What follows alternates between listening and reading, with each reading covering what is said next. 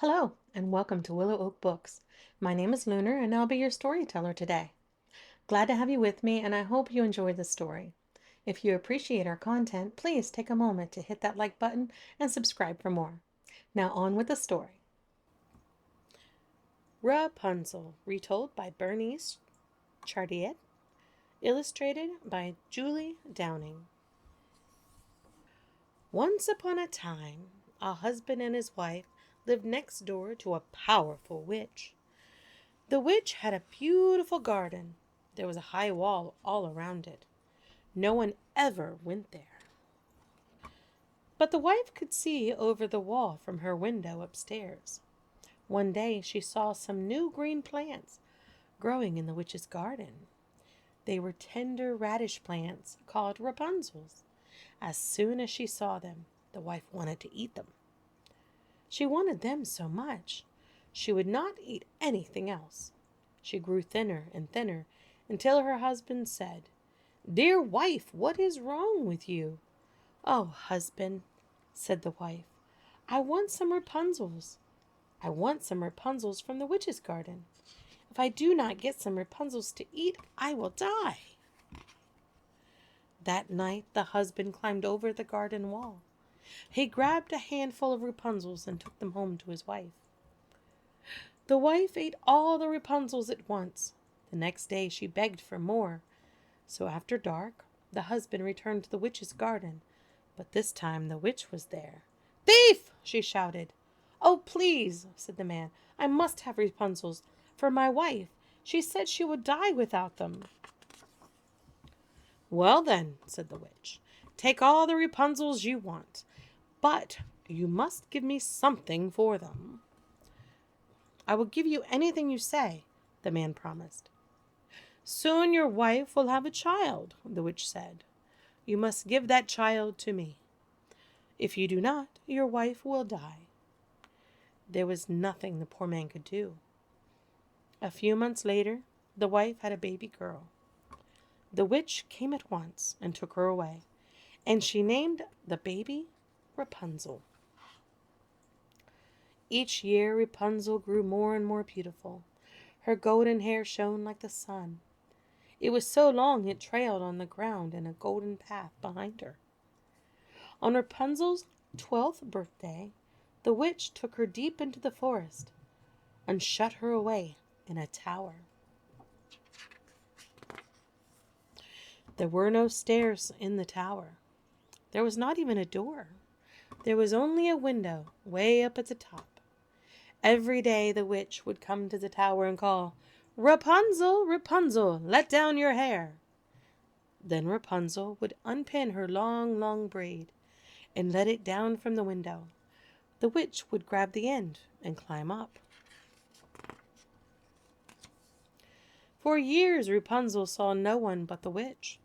Then one day a prince came riding by through the forest. He heard someone singing and stopped to listen.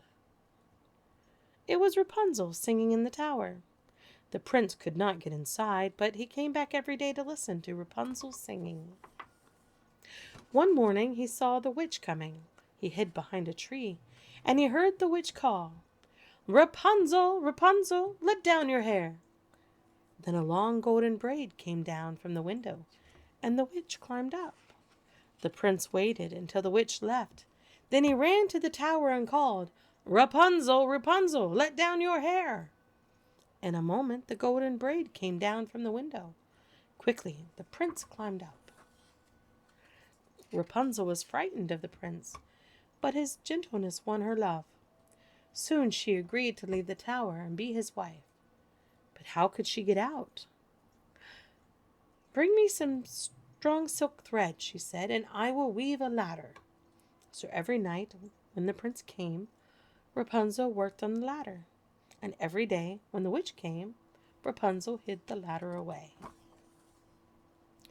One day Rapunzel was very tired. Without thinking, she asked the witch, "Why don't you climb up like the prince? He's gentle and quick. You're so slow and clumsy." "Wicked child!" screamed the witch. "What are you saying? I hid you away here so no one could find you. What have you done?" "You tricked me! You tricked me!" The witch was so angry she cut off Rapunzel's braid. Then she took Rapunzel far away to a lonely place in the middle of nowhere and left her to live or die. That very same evening the prince came and called, "Rapunzel, Rapunzel, let down your hair." The braid came down as always, and the prince climbed up quickly. But instead of Rapunzel, there was the witch. "Your little songbird is gone," the witch said. "You will never see Rapunzel again." When he heard those terrible words, the prince jumped from the tower. He landed in a thorn bush, and the thorn scratched his eyes. From that moment, the prince was blind. For years, the prince wandered in the forest. Then one day, he came to a lonely place in the middle of nowhere. Someone was singing. The prince stopped to listen. The singing grew louder and clearer. Could it be? It was Rapunzel. Rapunzel knew the prince at once and ran to meet him. When she saw he was blind, she began to cry. Her tears fell on the prince's eyes. Suddenly, he could see again. The prince took Rapunzel to his kingdom, and there they were married and lived happily together for a long, long time. The end. You can find this book and many more online in your local bookstore or waiting for you to discover at your public library. Thank you for joining me, and happy reading.